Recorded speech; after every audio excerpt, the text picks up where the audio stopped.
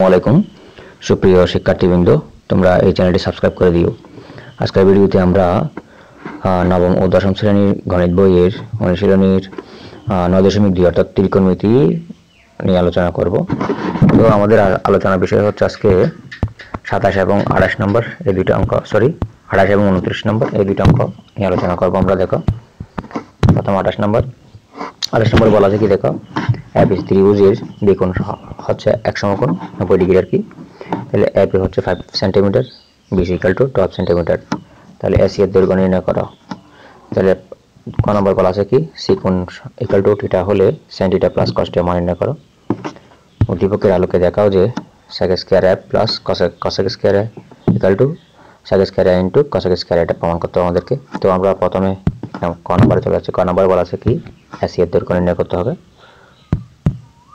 দেখো আমি প্রথমে কিন্তু এই যে এগুলো দেওয়া আছে এগুলো লিখে নিলাম, অর্থাৎ দ্বিকোণ 90 ডিগ্রি, এবি সমান 5 centimetre, BC equal to 12 centimetre. তো এগুলো আমি এখানে লিখে নিয়েছি, ঠিক আছে।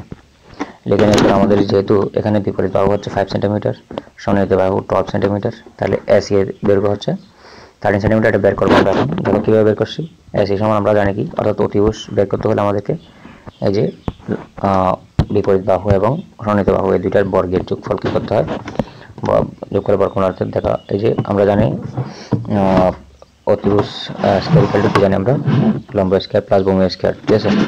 তো দেখো এটা আমরা এই যে এসি যেহেতু আমাদেরকে বের করতে হবে, সেজন্য আমরা এই দুটা কি করব, এই যে বিপরীত বাহু এবং সন্নিহিত বাহু দুইটা বর্গের যোগফলের সমষ্টির বর্গমূল্য বের করবো। দেখো তো এই দুইটাকে স্কয়ার করব। দেখো এই যে 12কে স্কয়ার করলাম, অর্থাৎ 12 স্কয়ার, এটা হচ্ছে 5 স্কয়ার। এই দুইটার যোগফল হচ্ছে কত, যোগফল করার পর একটা রুট ওভার দিবে এখানে। তাহলে 12 অর্থাৎ 12 এর বর্গ হচ্ছে 144 প্লাস 5 এর বর্গ হচ্ছে কত 25 25 আর কি। তাহলে 144 এর সাথে যদি 25 আমরা যোগ করি সেক্ষেত্রে আসে কত 169। তো 169কে যদি আমি বর্গমূল করি সেক্ষেত্রে আসে কত 13 সেন্টিমিটার, ঠিক আছে। তাহলে আমরা এসি এর পরিমাণ পাইলাম কত 13 সেন্টিমিটার, এটার পরিমাণ পাইছি 13 সেন্টিমিটার। এখন আমরা ক নম্বর দেখব। দেখো ক নম্বর কি বলা আছে, অর্থাৎ এসি ইকুয়াল টু এই যে সি ইকুয়াল টু থিটা হলে sin theta plus cos theta এর মান নির্ণয় করতে হবে আমাদেরকে। তো আমরা sin সমান কি জানি, sin সমান হচ্ছে দেখো লম্ব বাই ভূমি আর কি, এই যে লম্ব বাই অতিভুজ, অর্থাৎ বিপরীত বাহু অতিভুজ, বিপরীত বাহু বাই অতিভুজ, ঠিক আছে। আমরা জানি কি এই যে sin সমান আমরা জানি কি, sin এর মান হচ্ছে অর্থাৎ এই যে লম্ব বাই অতিভুজ, এটা লম্ব বলে বিপরীত বাহু বলে, তো আমরা বিপরীত বাহু বাই অতিভুজও বলতে পারি, ঠিক আছে। তো দেখো এখানে বিপরীত বাহু হচ্ছে 5 সেন্টিমিটার আর অতিভুজ হচ্ছে কত 30 সেন্টিমিটার। 30 দিলাম, এখানে 5 দিলাম, ঠিক আছে। তো আমরা cos সমান কি জানি, cos সমান জানি ভূমি বাই অতিভুজ, অর্থাৎ এই যে ভূমি মানে সন্নিহিত বাহু বাই অতিভুজ, তুমি ভূমি বলতে পারো সন্নিহিত বাহু বলতে পারো, ঠিক আছে। তাহলে এখানে হচ্ছে 12 সেন্টিমিটার আর এসি মান হচ্ছে 13 সেন্টিমিটার, বিসি সমান হচ্ছে 12 সেন্টিমিটার, এসি সমান হচ্ছে 13 সেন্টিমিটার, ঠিক আছে।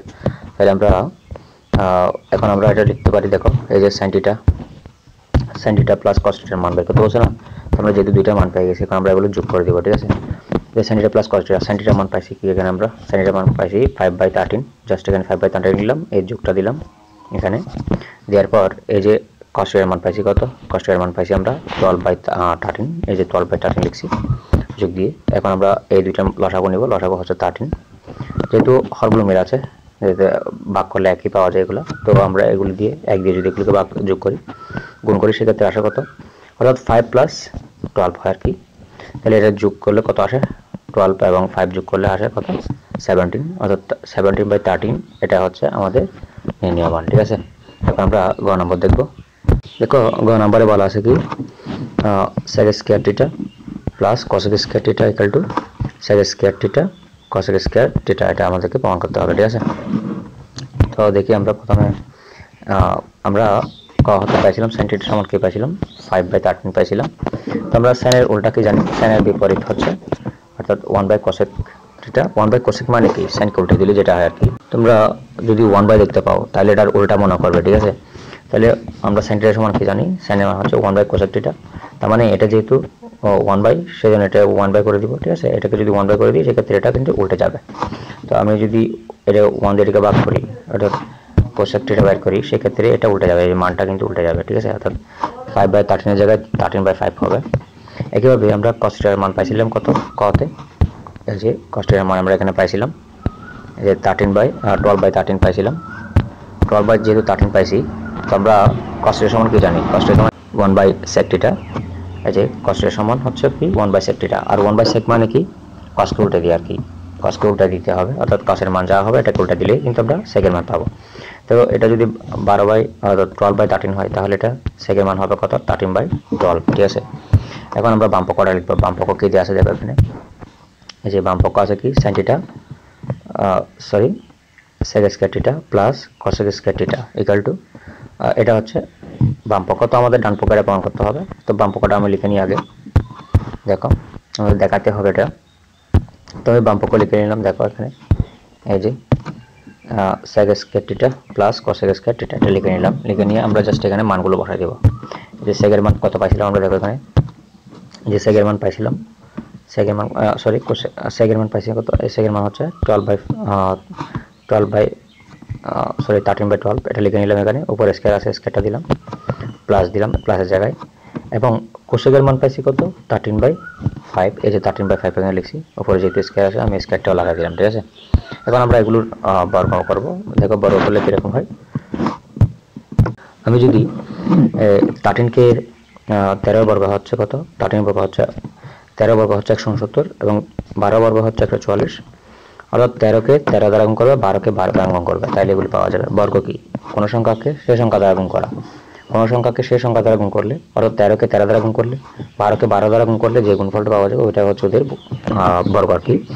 তো 13 কে 13 দ্বারা গুণ করলে কত 169 আসে, 5 কে 5 দ্বারা গুণ করলে 5 5 25 হয়। তো এখন আমরা কি করব, এখান থেকে 169টা কমন নিয়ে ফেলবো, এখানে কমন নিয়ে ফেললে এখান থেকে 169, এখান থেকে 169 চলে গেলে আর তার কত 1 1 থাকে। এখন আমরা কি করবো, এগুলোর লসাগু নিব। দেখো আমি যদি এই দুইটা লসাগু নিই সেক্ষেত্রে 100, এই যে আমি যদি 140 দিয়ে 140 কে ভাগ করি আর তাই কত, 140 দিয়ে আমি 140 কে ভাগ করি আর তাই কত 25, 25 দিয়ে ভাগ করলে 25 থেকে 25 হবে। আবার যদি আমি এই যে 25 দিয়ে এটাকে ভাগ করি, এই 25 চলে গেল তাই কত 140, 140 দিয়ে গুণ করলে 140 এর 140। এখন আমরা এগুলোকে যোগ করব, এই দুটো যোগ করে এখানে বসাইছি, দেখো 169 আর এটা হচ্ছে 169। তো 169 গুণ করলে যা হবে আর কি 28561 হয়, ঠিক আছে। তাহলে আমাদের বাম পক্ষ হচ্ছে কি, বাম পক্ষের একটা মান পাইলাম কি 28561 বাই কত 3600, ঠিক আছে। এখন আমরা ডান পক্ষ বের করবো, ডান পক্ষ দেওয়া আছে এখানে দেখো, অর্থাৎ বাম পক্ষের মান যা ডান পক্ষের মানও তাই আসতে হবে। তো দেখো ডান পক্ষ এখানে থেকে লিখছি আমরা sec square θ into cos square θ, এটার মানও কিন্তু সেম আসতে হবে। দেখো আমি জাস্ট এখানে লিখে নিলাম। তো আমরা sec এর মান পাইছি কত, তুমি যদি জানো sec এর মান আমরা একটু আগে বের করছিলাম, এই যে sec এর মান পাইছি 13/12 আর cos এর মান পাইছি cos θ এর মান পাইছি কত 13/5, ঠিক আছে। আচ্ছা যাক, আমরা এখন মানগুলো লিখে নিলাম এখানে, এই sec এর জায়গায় sec লিখলাম, উপরে স্কয়ার দিলাম যেহেতু স্কয়ার আছে, cosec এর জায়গায় cosec লিখলাম, উপরে স্কয়ার জায়গায় স্কয়ার দিলাম, ঠিক আছে। এখন আমরা জাস্ট এগুলোর বর্গমূল করব, ঠিক আছে, সরি বর্গ করব। তো দেখো 13 কে 13 দ্বারা গুণ করলে 169, 12 কে 12 দ্বারা গুণ করলে 140, একইভাবে 13 কে 13 দ্বারা গুণ করলে কত 13 বর্গ হচ্ছে 169, 5 বর্গ হচ্ছে 25। এখন আমরা এগুলো যেহেতু গুণ আকারে আছে গুণ করব, এই দুটো গুণ করলে 28561 হয়, এই দুটো গুণ করলে 3600 হয়। তাহলে আমরা দেখছি বাম পক্ষের মানও যে যা হয়েছে ডান পক্ষের মানও তা হয়েছে আর কি একই। সুতরাং আমরা লিখতে পারি এই যে বাম পক্ষ সমান হচ্ছে ডান পক্ষ দেখানো হলো, ঠিক আছে। এখন আমরা এর পরবর্তী অঙ্ক অর্থাৎ 28 নম্বর দেখব, সরি 29 নম্বর দেখব। 29 নম্বর কি বলা আছে দেখো এখানে, দেখো এটা বলা আছে কি 29 নম্বরে চিত্রে প্রদত্ত চিত্রের আলোকে, এই চিত্রটা দেখতে পাচ্ছ এটার আলোকে এর পরিমাণ বের করো, tan θ plus tan a plus tan c এর মান নির্ণয় করতে হবে। এটা হচ্ছে x ও y এর মান নির্ণয় করতে হবে। তো আমরা সমাধানে চলে যাচ্ছি। তাহলে tan ইকুয়াল টু হচ্ছে tan x প্লাস y √3, ঠিক আছে, x plus y tan x plus y।